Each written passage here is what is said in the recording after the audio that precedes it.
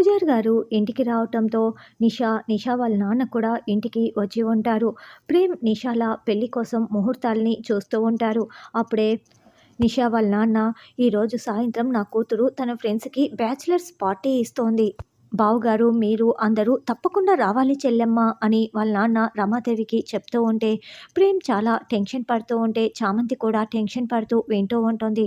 తర్వాత bachelors party start అయిపోయి ఉంటుంది. అప్పుడే గుణ ఒక ఫ్రెండ్ దగ్గరికి వెళ్ళి, ప్రేమ్ తాగే కూల్ డ్రింకులో ఇదిగో ఈ మత్తు మందు కలపాలి అని ఒక మత్తు మందు ప్యాకెట్‌ని ఫ్రెండ్ చేతికి ఇస్తాడు.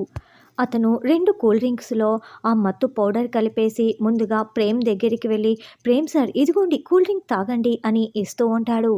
చామంతి, "ఇదిగో కూల్ డ్రింక్ తీసుకో" అని మత్తు మందు కలిసిన కూల్ డ్రింక్‌ని చామంతి చేతికి ఇస్తుంటే, "కూల్ డ్రింకే కదా" అని చామంతి అంటుంది.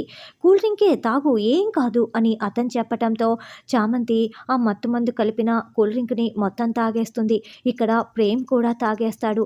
"గుణ, నీ ప్లాన్ ఏంటి" అని నిషా అడగటంతో, "మా నాన్న అనుభవిస్తున్న జైలు జీవితానికి బదులుగా జీవితాంతం నా ఇంట్లో చామంతి జైలు జీవితం నా దగ్గర అనుభవిస్తుంది" అని గుణ నిషాకి ఏదో ఒక ప్లాన్ చెప్తాడు.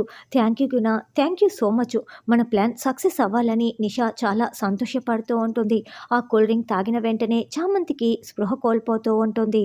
గుణ చామంతి దగ్గరికి వచ్చి ఇక చామంతిని గదిలోకి తీసుకొచ్చి గదిలో బెడ్‌పై పడుకోబెట్టి ఉంటాడు. అయితే గుణ ప్లాన్ ప్రకారం నిషా కావాలనే కళ్ళు తిరిగి కింద పడిపోతుంది. అప్పటికే కాస్త కాస్త మత్తుతో తూలుతున్న ప్రేమ్, "అరే నిషా, ఏంటి పడిపోయావు" అని నిషాని 2 చేతులతో తీసుకొని గదిలోకి తీసుకువెళ్తాడు. అలా గదిలో పడుకోబెడుతూ ఉంటే నిషా కావాలనే ప్రేమ్‌ని తన పైకి లాక్కుంటూ ఉంటుంది. ఇంకోవైపు స్పృహలో లేని చామ్ పక్కన గుణ పడుకొని, "ఏయ్ చామంతి, ఇక జీవితాంతం నువ్వు జైలు జీవితంలా నా పక్కనే నా ఇంట్లోనే ఉంటావే, నేను నీపై పగ తీర్చుకుంటానే" అని పక్కనే పడుకొని చూస్తూ ఉంటాడు. మరి ఏం జరుగుతుందన్నది రానున్న ఎపిసోడ్‌లో తెలుసుకుందాం.